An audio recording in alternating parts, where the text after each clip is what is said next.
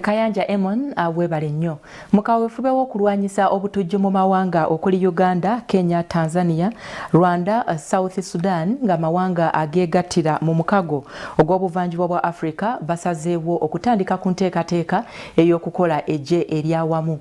Bano batudde mu kibuga Jinja era baliko bingi nnyo bye bayiseemu mu nteekateeka ey'okubangulwa.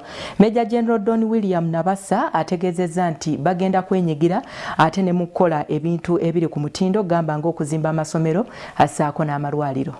Ab'ebyokwerinda okuva mu mawanga agali mu mukago mu buvanjuba obwa Africa batandise ku ntegeka ez'okukola eggye eryawamu. Batudde mu kibuga Jinja mu buvanjuba obw'eggwanga bongere okubabangula mu bintu eby'enjawulo.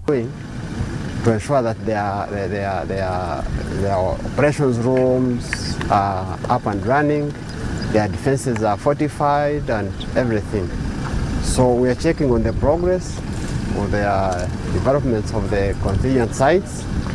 That's why I'm moving with the head of real life support so that in case there are any missing links. Bagala okukolera awamu okulwanyisa ebikolwa eby'obutujju mu mawanga gano. Bavudde mu Uganda, Kenya, Tanzania, Rwanda, Burundi ne South Sudan nga batendekebwa okutuuka nga 16 Juni. Okusinziira ku Major General Don Nabassa, omuduumizi wa military police agamba nti baagala okwenyigira mu mirimu emirala omuli okuzimba amasomero n'amalwaliro. The works were not in progress at that time. They had taken a break. That's why we didn't branch there. We just passed. So where we stopped, we wanted to check on their progress as well. And they are now at roofing level. They promised us that in the next 1 week it will be done. Major General Nabassa ategeezezza nti buli kibakola kirina okuba ku mutindo. So the third one, we haven't reached this area, it's in Bukaya. We haven't reached it, but we shall be visiting them tomorrow. They are still working on it as well.